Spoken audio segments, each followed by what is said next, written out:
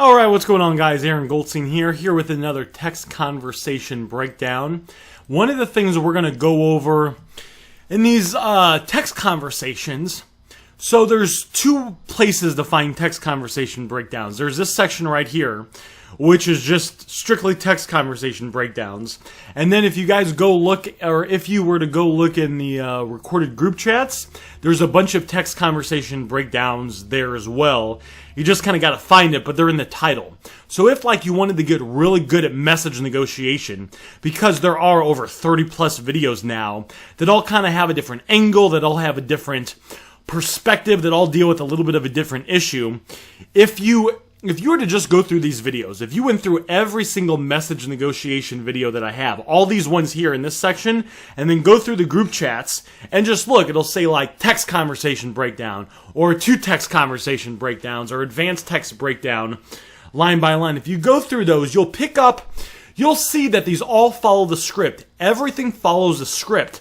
However, because of different situations and dealing with different people's personality types, which you will learn in each of these videos, we will slightly adjust the script to fit the situation perfectly. So if you were to just go through some of these videos, you will start to see that, oh, there is this weird situation that happened. It still followed the script. Everything follows the script. The script is a script. It's been proven now, because there's over 100 members in Next Level, that this works, and it works very well. But you'll see, oh, it's slightly adjusted for this, or it's slightly tweaked for this, or I followed this, but I actually worded this sentence a little bit different.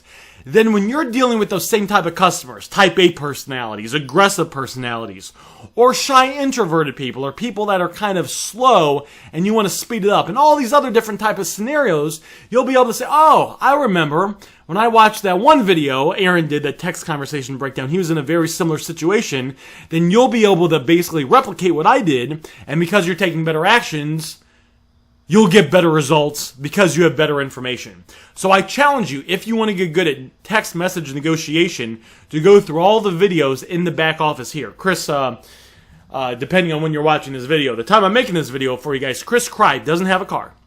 A couple weeks ago, he did $7,000 in sales in a week. He did not in a month, in a week. He doesn't have a car, gets people to come to him. I asked him what he did to get good at messaging. He said he went through a lot of these videos in the back office of Next Level, these text conversations. He said he went through them one time, some of them 2 times, and some of them 3 times, to just get better and better and better at it. And you have access to this information. It's already in your back office, so I just wanted to put a reminder out there not to forget that. To remember, you have access to this information. You have the ability to do $10,000 a month. You actually have the ability to do $20,000 a month. Everybody has the ability to do at least $10,000, if not closer to $15,000 to $20,000 a month with the information inside Next Level alone. You don't have to read any books. You don't got to go to any training programs or anything like that. This is a complete program, but it's up to you to go through the material and spend time learning and implementing. You have to take action, but you also have to learn. If you keep doing what you've always done, you'll keep getting what you've always gotten. However, if you just spend all your time learning and not taking any action, that's not the right way either. It's got to be a combination of massive action and learning consistently. So with that said, the main thing we're going to cover here is what's called the bleeding effect. And I'm going to show you what this means and teach it to you. So let's just recap real quick. The 5-part process. There's a 5-part process every customer must go through, that we must walk every prospect through. Anytime you've ever gotten a phone, you've walked a customer through this 5-part process. Even if you're not aware of it, you've walked them through this 5-part process. And this 5-part process is this. The customer reaches out to you.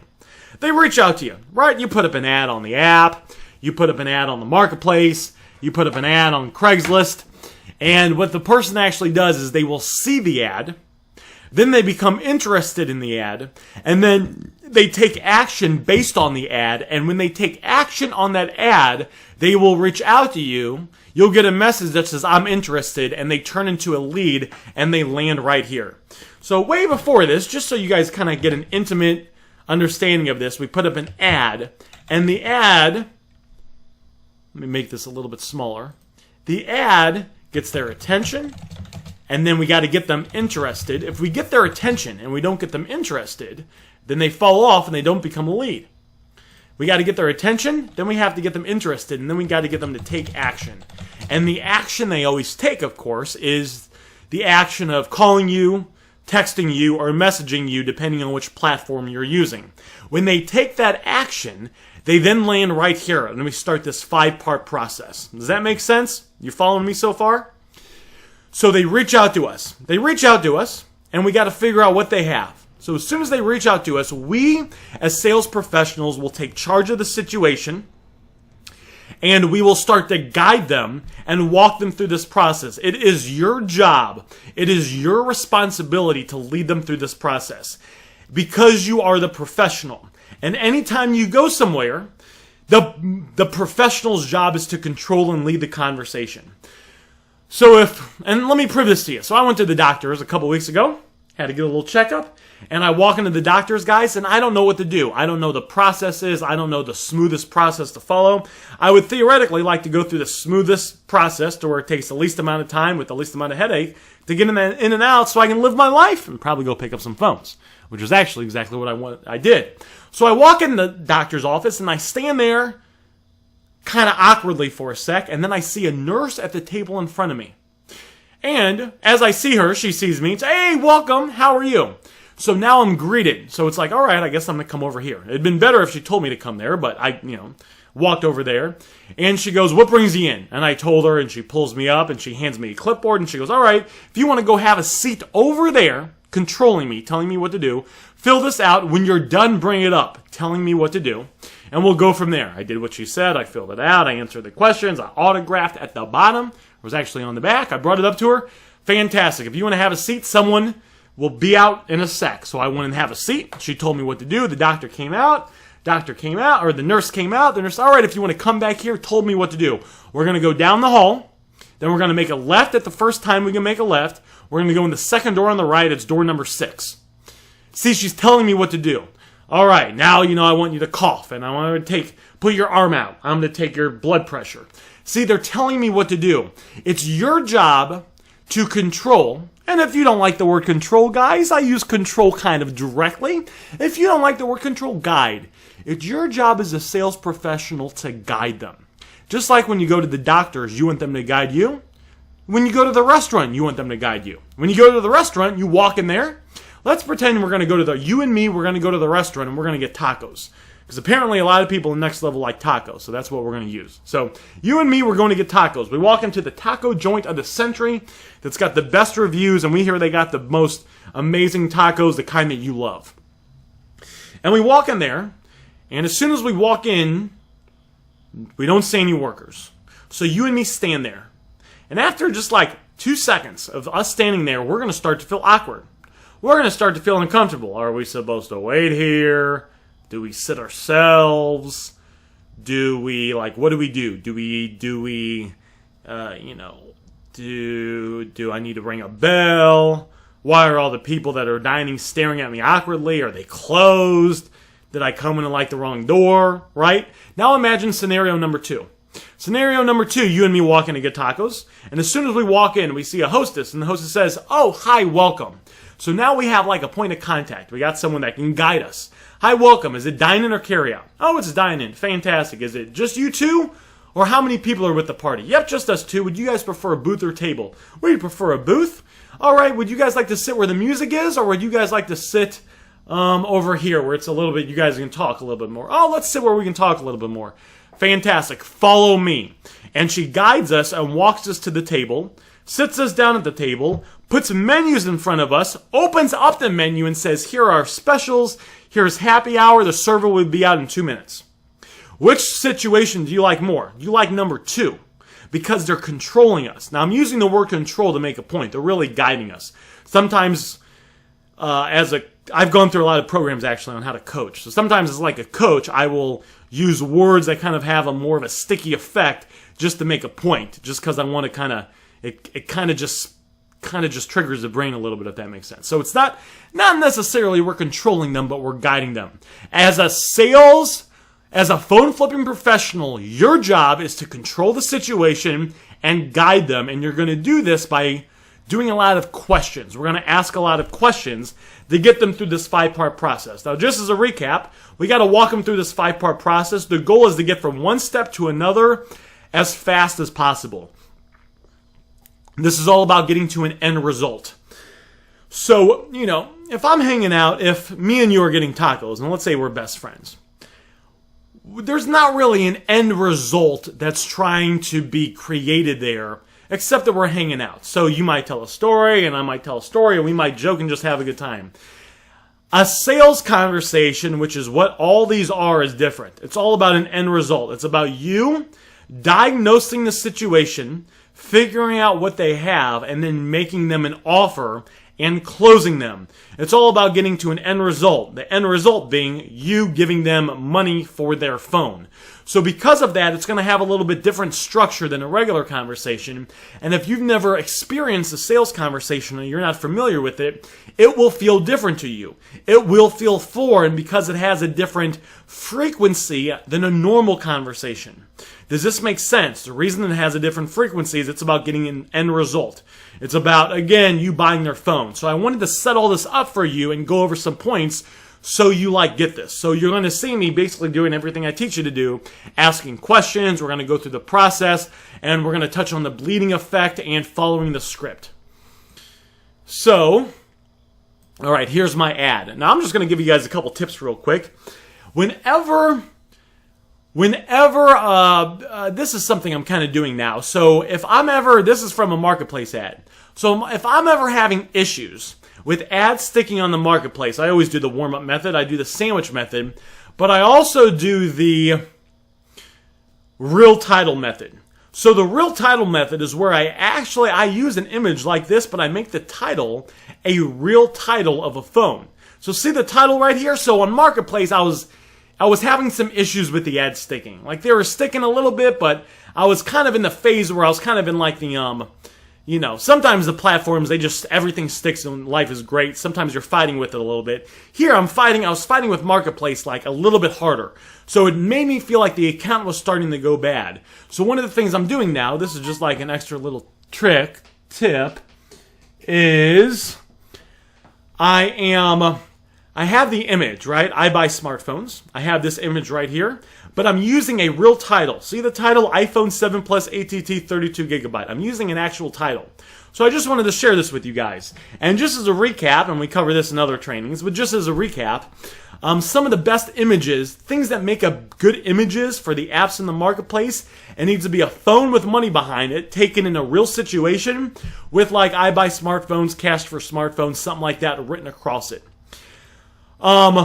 It needs to look kind of natural except for this part right here. We're not going to put a lot of like crazy things or neon signs or anything like that. We're just going to make it look natural with a little thing, I buy iPhones or this written on it. We have to remember the point of the ad is to do what? It's to get their attention. So the more things we can do to get their attention, the more actually eyeballs we'll have on the ad and the more leads we'll get. So watch. Here's one of the things we do. Newer phones, we've tested this, and newer phones get attention more than older phones. So this is a new phone. This is an 8. Now, depending on when you're watching this video, the 9s are about to come out. But this is time I'm making this video. This is the newest iPhone. The iPhone. This is the 8 Plus Red Edition. It's also red, so see that stands out. So you got to think, and you can actually do this on your own. If you scroll through the apps and the platforms, I'm not going to do it here just because I'd have to maneuver and switch the cameras, and it would take a sec to swap the lenses. But if you just go through the platforms, an ad like this is going to stand out more than like an iPhone 5 because it's red and it's big. And this is also popular, right? This is like a hot item, the red one, right? People like the red iPhones because a lot of people like to get attention and feel special and be cool. So it gets their attention.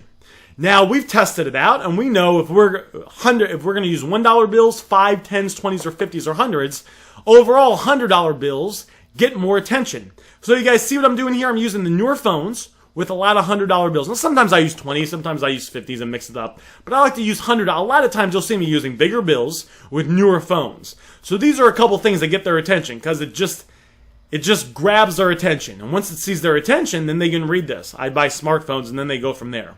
And I just want to show you guys the rest of the ad because I am completely transparent And I want you guys to have access to basically what I'm doing. It's of course up to you to take the actions and it's up to you to implement the stuff and to go through the training, but I want to provide you everything you need. So here's the ad right here. I buy smartphones, so I got it written right here, and this is in your back office. You can use this image, all these images I upload for you guys, and I actually fill this in. I just made up used fair condition. It doesn't matter. I put 225, and this is actually an 8+, but even though I put 7+, it doesn't really matter. I guess it's technically an 8+.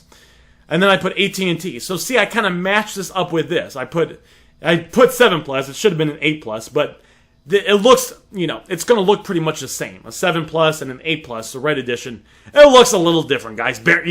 Work with me a little bit. But it's fairly. It doesn't look like an iPhone 5S. And then AT&T and AT&T. And then in the description, I just put message me. Now, of course, the best description would be I buy smartphones, all conditions, I drive youth cast, message me for a free quote. But when we're dealing with the apps in the marketplace, and especially if we're having issues with ads sticking, kind of a sloppy written ad that sticks, that generates leads, is better than an ad that's written really well that doesn't generate leads. So I'll kind of do the bare bones minimum to get these ads to stick, even if the ads are not best written, because they will still generate leads and I will still get business from it. Excuse me, if that makes sense. And then, of course, once this gets warmed up a little bit more, and if I can recover this account, then I'll switch the title to the I buy smartphones with the asterisks and all that stuff, and that will actually convert a little bit better. So I just kind of wanted to share this thought process with you guys so you guys see it. So just message me. And then here's what it looks like. Here's what it looks like on the platform. iPhone 7+, 8, and you guys see 221 views. And what else do you guys see right here? 31 conversations. I got 31 leads from this so far. Okay, so it's not bad. I got other phones from the one I'm the conversation I'm going to share with you. It's actually like I'm like 80% of the way through, just good so I can teach the bleeding effect. But you see 31 leads. And here's another one, iPhone 8 Plus. Now the one actually underneath this one that you can't see is a regular I buy smartphones with the spaces and the stars and all that good stuff. But I was just kind of warming it up with a couple like real ones. Or a couple ones with the actual titles on there. So let's dive right into it. So let's go ahead and go through this message conversation. Now guys, I'm going to hide this a little bit because I want you guys to see the teachings right here. So how much would you pay for a 128 gigabyte space gray iPhone X, no damage and unlocked? There's 3 bits of information we need before we can accurately appraise an item. Oh, I have it right here. Look at that. I have the phone, the condition, and the carrier. You guys see that? Phone, condition, and the carrier. Nothing else matters. If it doesn't matter if it comes with the box, we assume the lowest gigabyte. Why do we assume the lowest gigabyte? We assume the lowest gigabyte because this process right here. Where is it at? Where is it at? Where is it at? This process right here. Walking them through this process needs to be done fairly quickly. And if you stall too much and ask too many questions, the lead will actually get pissed off at you for not making them an offer. I will prove this to you right now. Have you ever been negotiating with a lead through messaging and you're asking them questions and the lead says something along the lines of, so how much is my phone worth? So you're going to give me an offer? So will you buy it? If they say something like that, they're getting a little aggravated that you didn't send an offer out, which is bad. Because if they're aggravated, they're in a bad state. They're not feeling good. They're feeling through that emotion of kind of aggravatedness, and that's not good.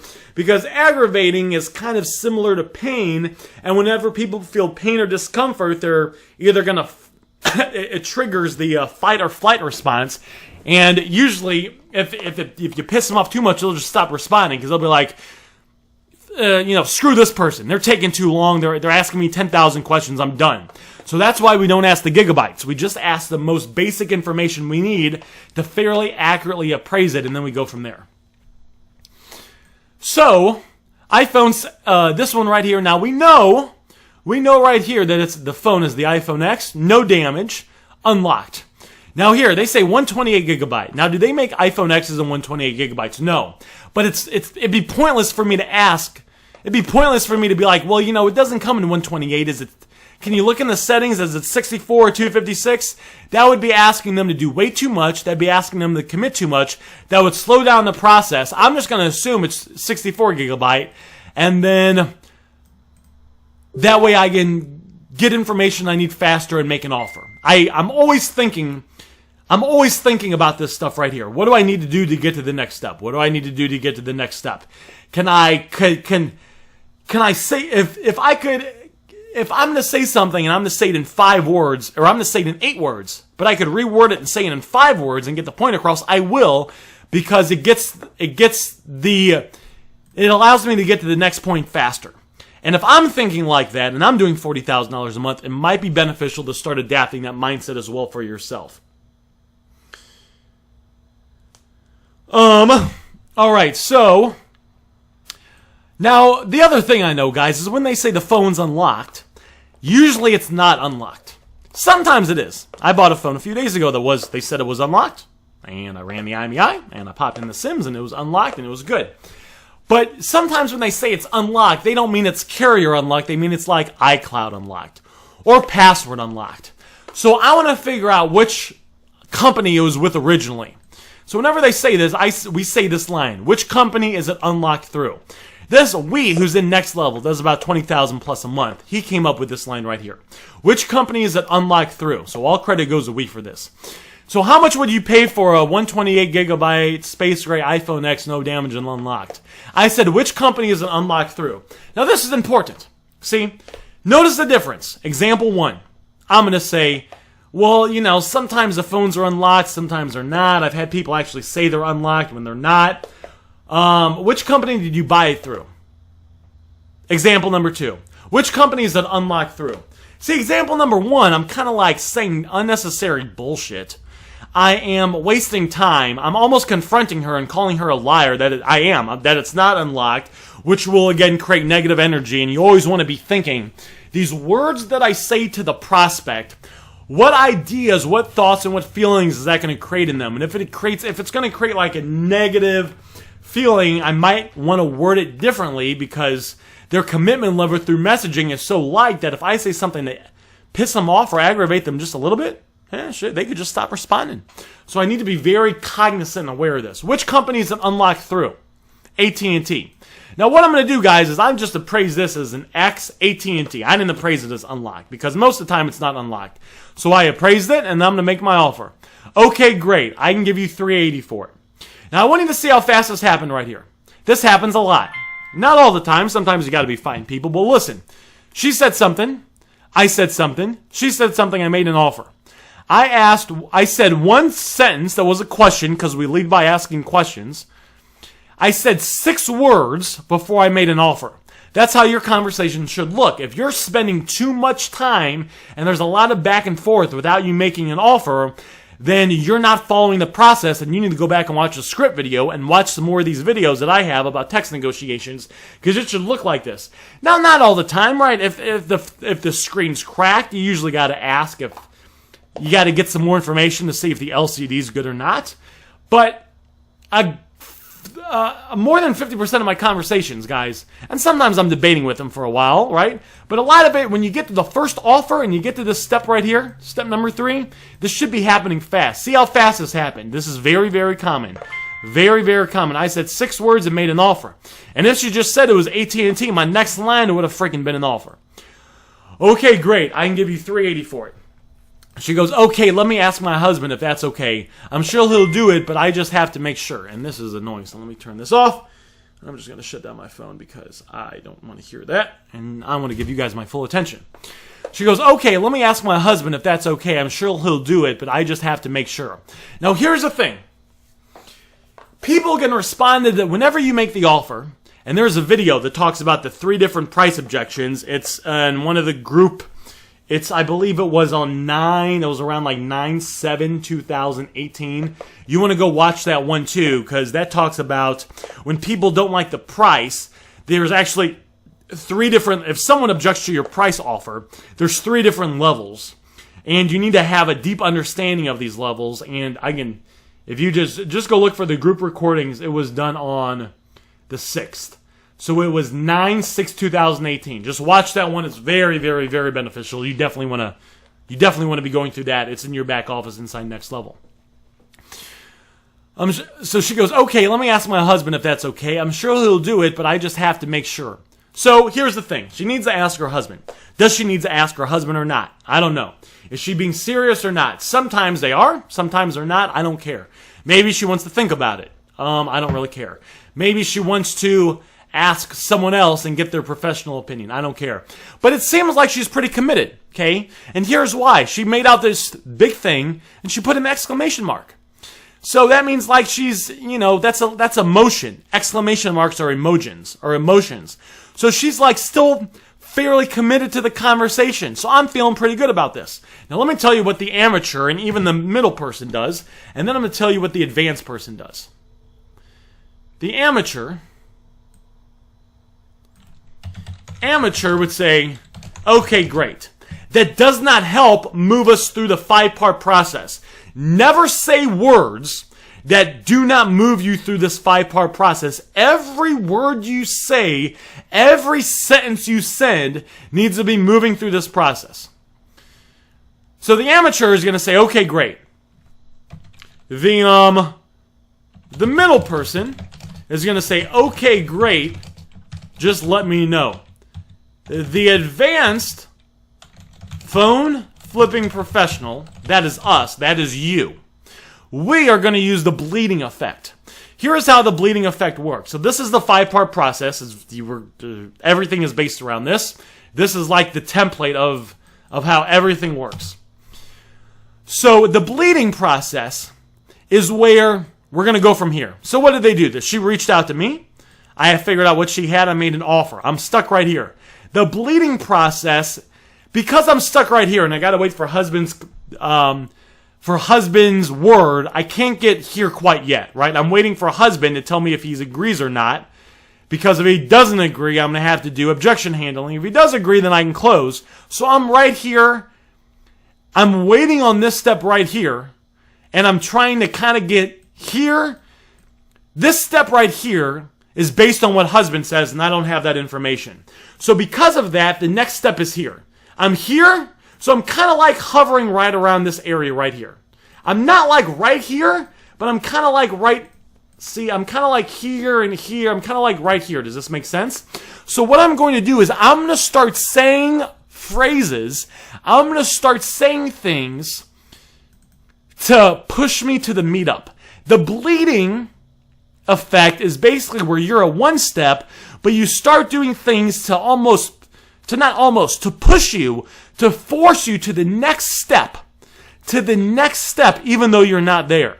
So you're going to start to say words or talk in a way to where you'd be talking if you were on the next step, even though you're not there yet. So I'm going to say, so watch this. She goes, all right, let me ask my husband if that's okay. I'm sure he will do it, but I just have to make sure. Sounds good. Just let me know. I'm mobile and can meet you wherever. Read this again with me. Sounds good. Just let me know. I'm mobile and can meet you wherever. So I'm saying sounds good because I'm answering, I'm acknowledging what she said. I wouldn't just want to say, just let me know I'm mobile and can meet you wherever. I want to acknowledge what she said, to say that I heard you, I understand you. And then I'm going to say, just let me know I'm mobile and can meet you wherever. So what is this? I am bleeding into the meetup. I'm starting to say benefits. And to almost hint at the meetup. I'm mobile. I can meet you wherever. I'm free all day. And I actually wasn't free. I had a group chat to do tonight, but it doesn't matter. I commit now, I figure it out later. Grant Cardone says commit now, figure it out later. And this also kind of these are also benefits, right? So now I want to get her a little bit more excited because I'm always thinking, what is she feeling? What is she thinking? These are benefits to her. Sounds good. Just let me know I'm mobile. I can meet you whenever. So what's that mean? When she talks to her husband and they're ready to go, I'm mobile. I can come to them. Now, if you're not mobile, it would be, sounds good. Just let me know. I got your cash on me now and can meet you today. See, so there's a line you can say if you got to work and you don't have a car, right? You got the cash, and you can meet them today. You can meet them today. All benefits. Now let's see what she says.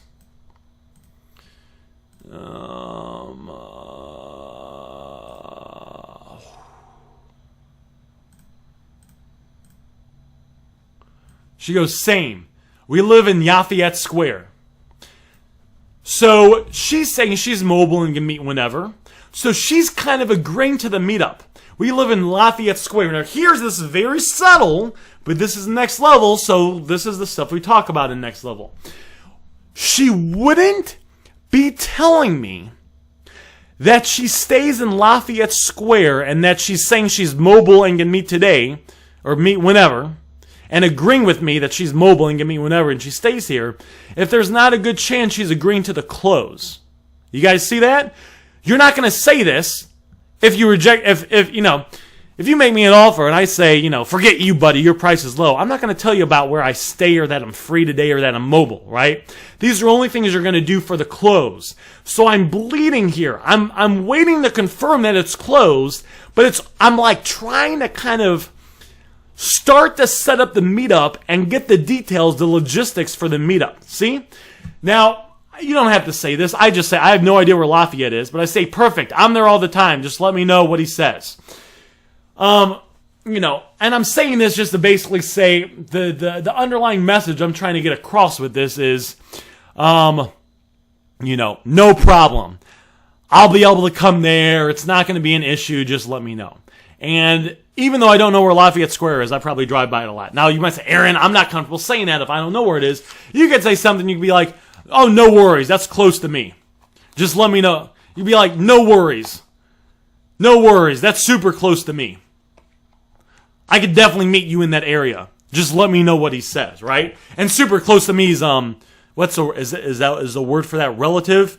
So, someone could think 5 minutes is super close. Someone could think anywhere in an hour radius is super close, right? But this is just, I was just saying this, right? But put yourself in her situation. She's thinking, okay, the guy seems nice, and he's saying he's there, and he can meet me, and I'm saying, just let me know what he says. Now, some time goes by. I wait about an hour and a half, 2 hours goes by, and I want to get this phone. And because it's your job as a sales professional to follow up with the lead, right? I wanted to kind of restart it. So I say, hello, did you get a chance to talk with him yet? Now, why do I say hello? See, listen to the way she's talking. She's talking fairly professional. She's saying same dash. We stay in Lafayette Square. She capitalized Lafayette Square. She's using kind of, I don't know if the word is proper English, but she's talking kind of professional. So I said hello, because that's kind of a professional thing. If I was talking to someone that talked a little bit more slangy, and I talk professional and slangy, and I sometimes cuss and I sometimes don't cuss. I talk either way. If I was talking to someone a little bit more slangy, I'd probably say, what's up? But I wouldn't want to say what's up to her because I'm trying to mirror and match kind of the tone and the professionalism she's at. So because she's kind of professional, she put the exclamation mark. She's been kind of responding in full sentences. I'm going to mirror that, and I'm going to say hello and not what's up. This was strategic. This was done with purpose. This was not done just haphazardly. Every word you send, every sentence you send needs to be designed in a way to where you're thinking, what's this person going to think? How is it going to make them feel? Being aware of their emotions, that you're not going to say something that might offend them, because that would create negative energy. And then, of course, probably the most important thing, figure out where they are here and what we can do to get them to the next step. Notice, guys, very freaking important. Notice I didn't say, what's up? I didn't say hello. See, the amateur, let's talk about this again.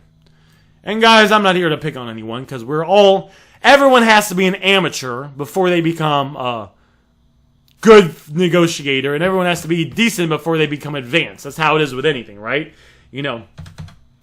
I'm like 40 pounds overweight, but I was 80 pounds overweight. So it's not like I'm going to go from, fat to thin in a day. I'm going to go from fairly overweight to somewhat overweight to kind of overweight to a little overweight to a few extra pounds to, looking okay to fairly okay, kind of fit with a couple extra pounds to fairly fit to, really fit to ripped, right? So it's you know, it doesn't matter where you are now. All that matters is where you're going.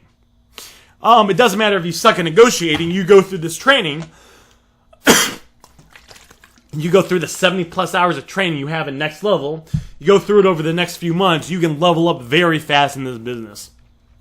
Just recently, I mean, Will joined Next Level, guys. He joined Next Level, and in 3 days, he made $1,000 in profit. Keisha and Clint, they were doing $3,000 in sales 2 months ago. They're at $18,000 in sales now. Before Michael joined, he was getting about 2 phones a week, and now he gets about 10 phones a week. I can just give you guys literally example after example after example of people that join Next Level and level up. So you can level up fast, right? Especially if you commit to this for a few weeks. But what the... So, see, if I just said, I want you guys to see this. Feel the difference. Imagine I just said hello. That's stupid. I'm not saying she's not a friend. This is business. So I need to say hello, and then I need to do something to try to address the issue. Hello, did you get a chance to talk with him yet? So see the wording here. The issue that stopped us from moving forward was she needed to talk to him. So I'm asking if she got a chance to talk to him. And I'm saying it very... I'm not saying, what did he say? Right? So you guys see that? I'm using a soft phrase, and we talk about soft phrases, and if you actually look at the videos, I talk about soft phrases in another video. But it's basically, I'm kind of lighting it. I'm not saying very direct, like, what did he say? That's kind of direct. I'm making it a little softer. Did you get a chance to talk with him? That way, if she says no, there's no tension. If I said, what did he say? That's a little bit more too direct.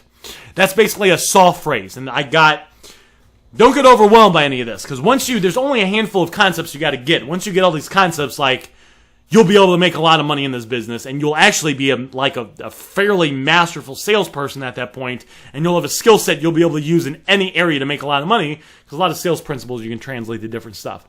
Did you get a chance to talk with him, leading with the question? I'm getting right to the point. I'm not saying hello.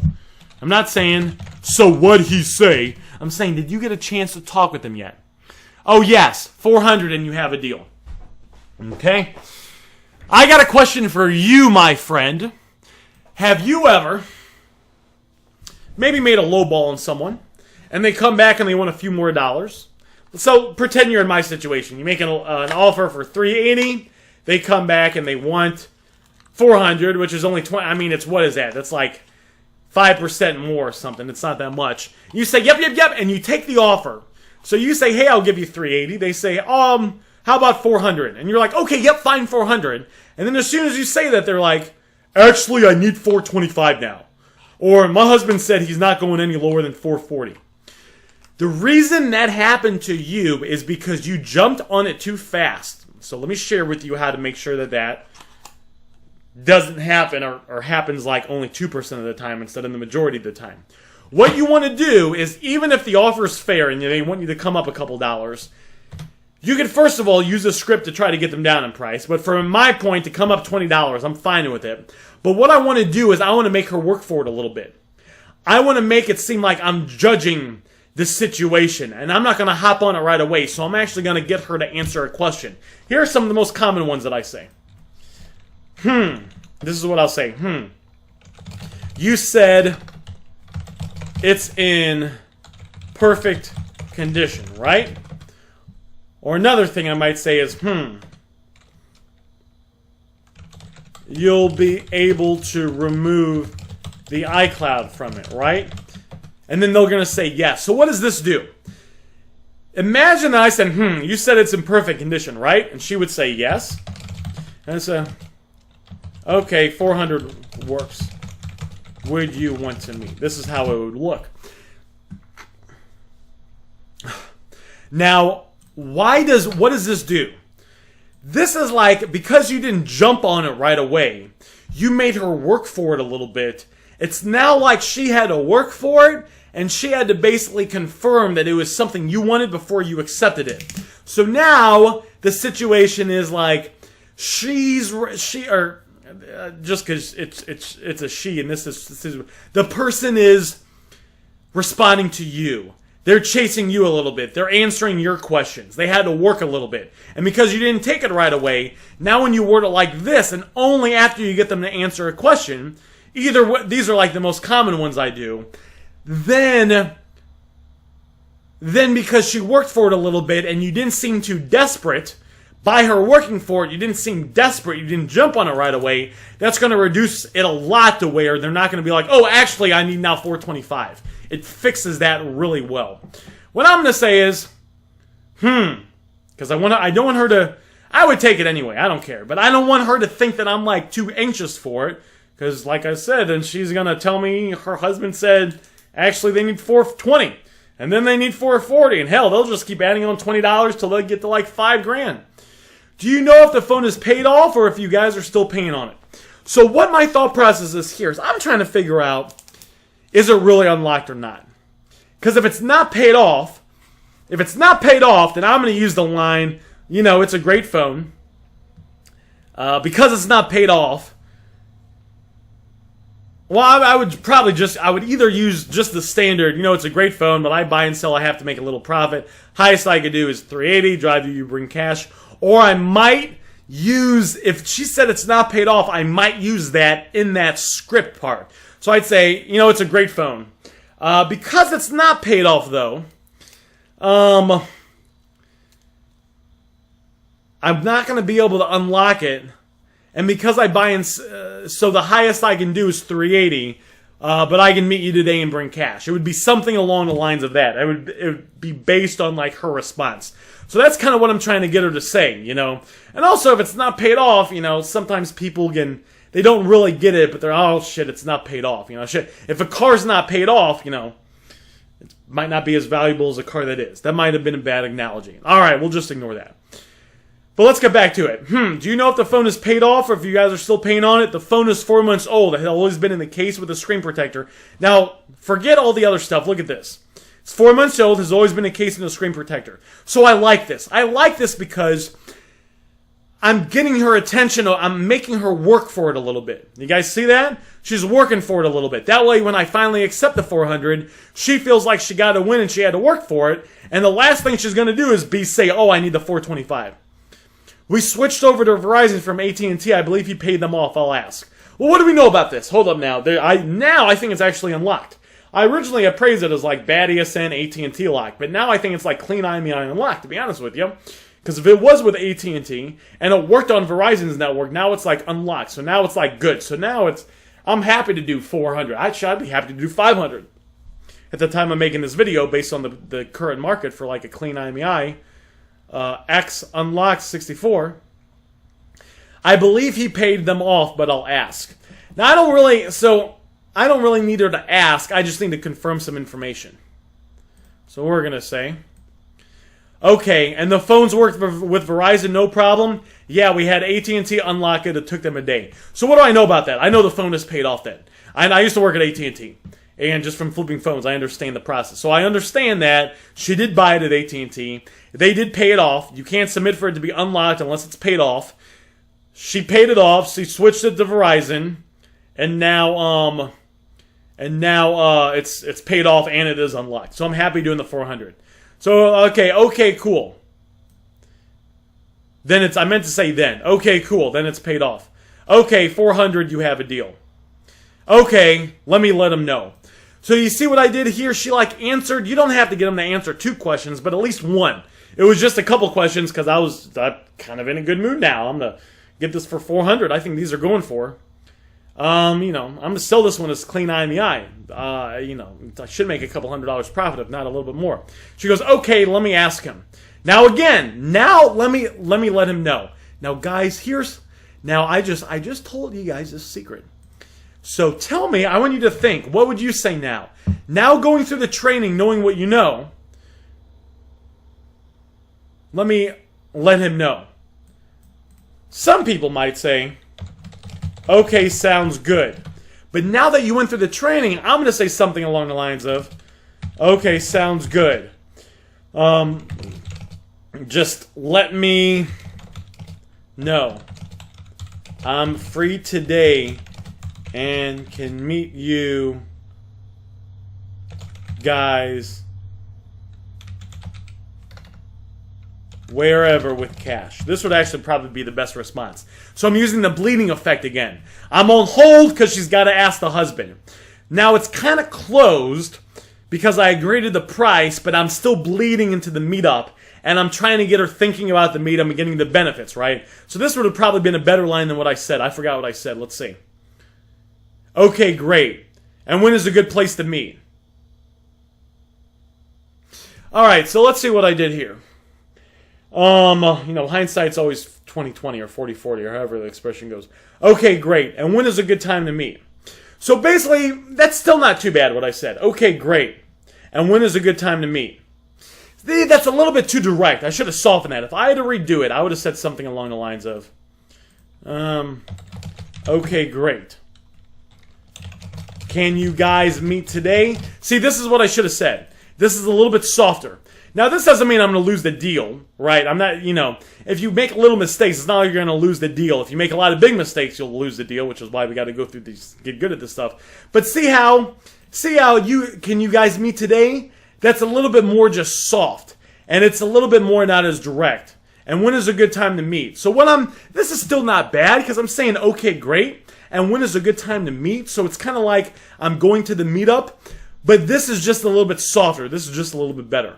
And that's that. And she actually didn't respond, and I sent her a follow-up about an hour and a half after she saw this, and now I'm waiting on a reply too. And then we're going to go to the next step, and then we'll be fine. But that's how this works, guys. So this is this text conversation breakdown. Take this information, run with it, use it, and always, always, always, always. This is the basics, this is the fundamentals. Always be thinking, where are you at in this 5-part process? And what is the most direct path that you need to take to get from whichever step you're on to the next step? And then once you're on the next step, what's the most direct path to getting from that step to the next step? That's what I got for you guys. When you guys try this out, whether you try out the bleeding effect, the soft phrases like we talk about, whether you use the thing where they say they want a little bit more, and instead of jumping on it, you make them jump through a couple hoops, answer at least one question before you take the offer. If any of those things work that you got from this video, when it does work in the message negotiation, if you wouldn't mind screenshotting it and posting it next level, I'd appreciate it just because I like to see other people winning and benefiting with this stuff as well. You guys have a fantastic rest of your day.